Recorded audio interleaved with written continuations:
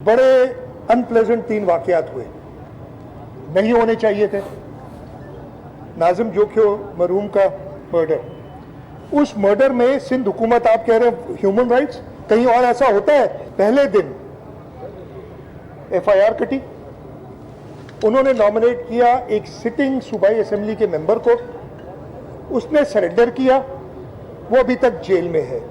क्यों human rights के पास कोई जाएगा जब हम सब कर रहे हैं? एक MNA बाद में नॉमिनेट हुआ, वो एब्सकॉन्ड कर गया, नहीं है मुल्क में जहां तक मुझे पता है। दूसरा केस जो हुआ कंबर शदाद कोर्ट में, अनफॉर्चुनेट, बहुत अनफॉर्चुनेट, उसमें एक खातून की जान गई। अगेन एक सिटिंग MP है, उसके वालिद को उन्होंने नॉमिनेट किया, उसको FIR में नॉमिनेट किया गया। उस शख्स की 4 दिन पहले इंतकाल हो गया। हुकूमत थी ना, ह्यूमन राइट्स तो तब होता ना जब हम कहते नहीं करते नॉमिनेट। तो ह्यूमन राइट्स का ख्याल हमसे ज्यादा कौन रखेगा? उनकी तबीयत से, उनकी सेहत से आप अंदाजा लगा सकते थे, वो भी नहीं छोड़ा हमने, इसलिए उन लोगों ने कहा कि नॉमिनेट करो। आप कह रहे ह्यूमन राइट्स। अब आ जाए तीसरा वाकया, अगेन अनफॉर्चुनेट, नहीं होना चाहिए था।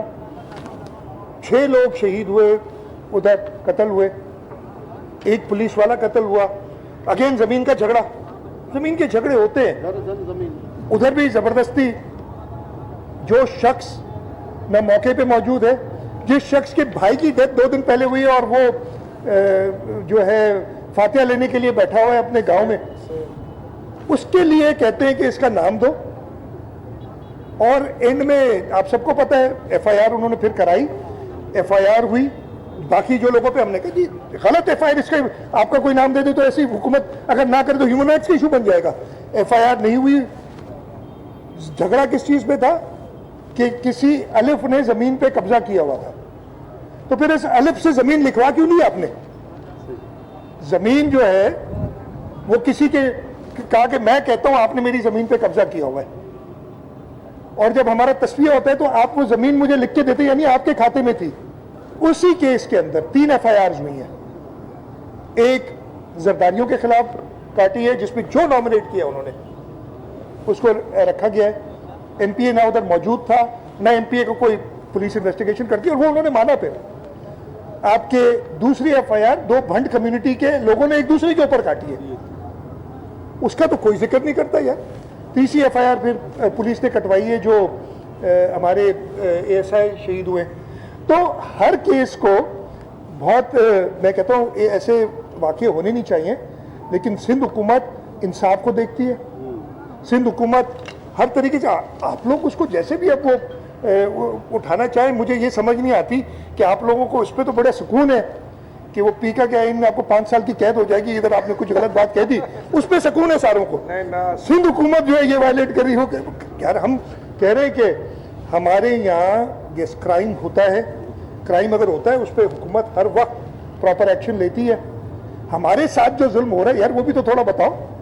ये 32 अरब रुपए काट लिए, ये भी तो थोड़ा लिखो ना। एक दिन मैंने कह दिया, वो लगा दिया। अपनी एनालिसिस आप लोग कर लो ना भाई। इन्वेस्टिगेटिव जर्नलिज्म क्या होती है? जो 158 आर्टिकल 158 उसको कोई पढ़ ले, और फिर MD सुई गैस कह के 15% गैस सिंध की काट के मैं उधर दे रहा हूं। ये आइन की खिलाफ वर्जी, उसकी सजा क्या है? आर्टिकल 6। वो कोई लिखे ना यार। आप लोग, मैं आपसे दरखास्त कर रहा हूँ, देखें, मैं देखूंगा। एक सेकंड आखिर में। तीसरा जो पानी का इशू है, वो हमारे साथ कालाबाग डैम की अभी इधर बात कर रहे हैं। तो ये सारी चीजें भाई आप लोग भी हमारे कुछ और हमेशा रहे हैं, लेकिन आप लोगों को फेडरल गवर्नमेंट ने बड़ा क्या कहते हैं ना, वो ट्रक की बत्ती के पीछे लगा दिया। जब उन्हें जरूरत होती ना कि आप जो जुल्म हो रहा है लोगों के साथ वो ना दिखाएं, कोई और इंसिडेंट कर देते, और आप लोग बड़ी मासूमियत से उनके पीछे चल पड़ते। मैं माजरत के साथ आप लोगों से बहुत पुराना ताल्लुक है, तो इस तरीके से बात कर सकता हूँ। तो ये आपका इंशाल्लाह ताला, अल्लाह ताला आपको भी हम काले क़वानीन के खिलाफ है, आपको बता दें। हाँ, कोई सवाल नहीं किया किसी ने, कितने खिलाफ है आपको?